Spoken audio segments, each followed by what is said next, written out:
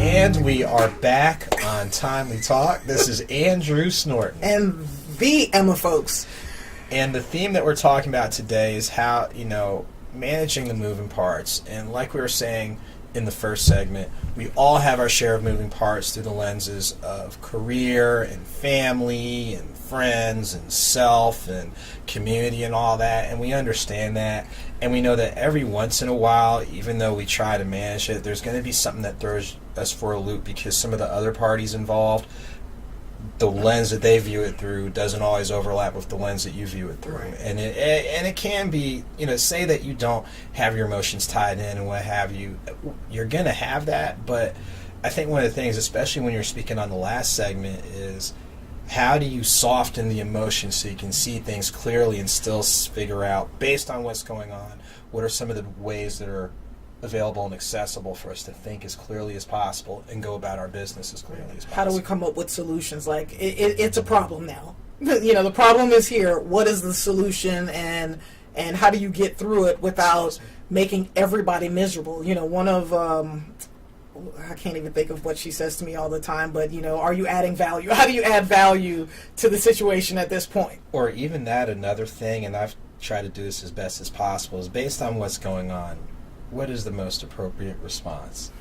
And I always remember something that my mom said, the same energy that you take in order to get mad and bent out of shape and what have you, you are capable of using that same energy to think clearly. That's something that I try to do, and I'll admit, we're human. That's true. We're going to have a few slip-ups. I think, in general, I'm getting better, but I know every once in a while, especially when some of those moving parts are people who've known you for a while, and know your thought process. And know how to push your button. Well, I'm gonna give enough of the example as I was briefed to give enough, but don't give it all, because it'll make it more chaotic. But no, in talking with a good colleague of mine, we had kind of mapped out a couple of things related to travel in regards to when people are going to get here, the itinerary, things along those lines, because we tried before and it just didn't happen because moving parts based on what was going on with them or what was going on with me. So we finally had a template that we thought we agreed to, and then all of a sudden, it changed. There were inklings of it yesterday, but on the way here and talking about it, it's like, let me get this straight. It used to be an A and B situation, and now we've got the entire English alphabet and Spanish alphabet and Russian alphabet, and I'm sitting here thinking, you're incorporating all these other entities, but you're not talking with the primary entity that you did last week. It's kind of like the phrase, it was all good just a week ago. Right. And it really was, and I'm sitting here thinking, we all understand adjustments have to be made. We understand that. But it's one of those things where communicate it in a timely manner and ask yourself, if you're incorporating additional moving pieces, if the shoe were on the other foot, would you want to do the things that you're asking these moving pieces to do? Right. And for me, I just have my reservations. There are factors that might deal with health, that might deal with age, that might deal with, let's say, the frequency of travel and the distance of travel. And I know for me personally, the way my body responds now is a world of difference compared to even 5 years ago. Because you're old now. Thank you for acknowledging the fact I've got more salt and pepper than I ever have. But even in looking at travel that's within the region, you still have to give yourself a chance to recover. Yeah. And to me, one of the factors that I pointed out is you're asking other moving parts to make volume travel for a third time within a 4-week period. Now, it's different if you're in your 20s, but when you are a little bit more ahead of the curve and ahead of the game, even as much as someone will say, well, I can handle it, you've got to make some different adjustments, and that can also wipe out the primary reason why somebody might be present. So it makes you wonder, is this really the best time to do something? Do you need to push it back to another time? It's one thing if you're trying to cram things with people that have a little bit more fuel in the tank. Right. But if you know that your fuel in the tank kind of fluctuates, does it really make sense? And I really don't think that the other person gets it. I really don't. It's the consideration piece, being considerate, because I think one of the things that you're struggling with is you don't understand how the decision was made to add all these other moving parts to it.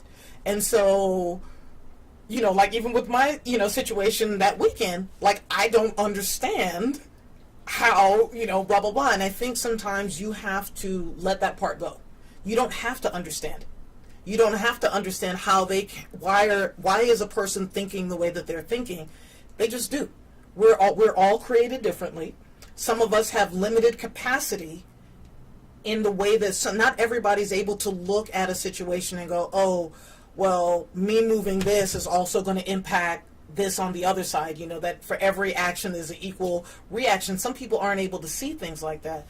And you just have to accept people sometimes, especially if you're cool with them. Right. You just have to kind of accept them as they are and not expect them, especially if that's how they are, not expect them to ever be different. I think you made a good point. It's one of those things where if you know where someone's coming from, you might be thrown off by the manner in which it's done, but you're not thrown off from the space and place. Yeah. So on one hand, it's like, all right, I'm really not surprised, but on the other hand, I'm like, there's a recurring pattern of where you really see things through a narrow-minded lens, and everything doesn't require tunnel vision. Sometimes you have to. I remember in the classroom, I would tell students, it's just like a horse with blinders. I'm not telling you to take off the blinders, but if they go from here to here, you see more and you'll want. Yeah, but for you need to understand that some people cannot, are not capable. Like, I'm not being funny, and it's not a stupid and a smart thing.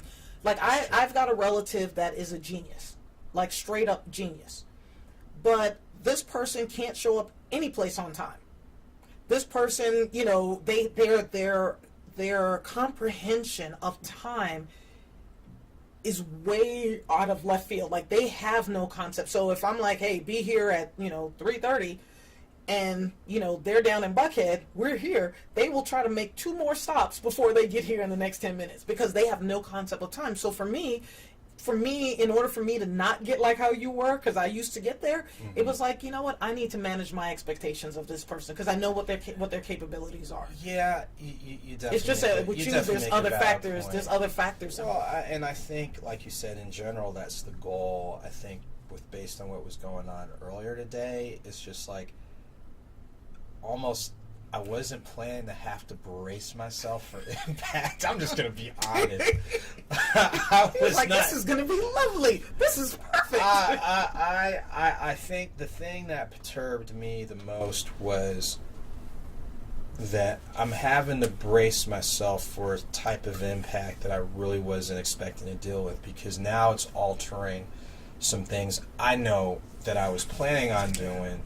And now I've got to make sure to make like a major adjustment because I kind of know it's coming down the line, and it's like, okay, I know I've got a storm I have to weather. It's how much rain do I want to deal with? It's almost like, do I want to go out in the rain with an umbrella and like your water gear, or do I just want to go out there like this and then complain about catching a cold or something? Listen. So I kind of already know what I'm going to do in order to be able to better brace the storm that's coming. The good thing is I know it's coming. Yeah. So and now that I know it's coming, I know what adjustments to make. So it's like, I'll deal with this small storm in order to avoid dealing with this bigger one. Right. So I just didn't feel like adulting, but now I really didn't. I just didn't. I'm sitting here like everything was laid out so smooth and fluidly, and if it were throw other a people, tantrum. I didn't kick in the door. I wasn't like Biggie, kick in the door. But like I said, it's like if it were other people, they would have stuck to that template or made a minor adjustment. But because of who it is, they just like it wasn't like, hey, F your template. That sounds like Dave Chappelle doing Rick James about somebody's couch. But it was a couch moment. So, I've seen this before. It was a couch moment. But I think now that, and one of the things that we talked about is there's nothing wrong with having emotion.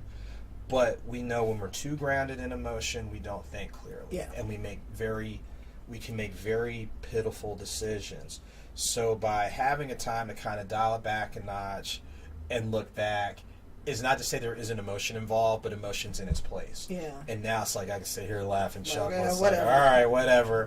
Whatever. It's like, all right, so some folks are going to get cut out because of somebody else. That's all I'm going to say, but it's not me. It's charge it to the game. Hashtag Heady Wop. Charge it to the game. Charge it to the game. And we'll be right back after this.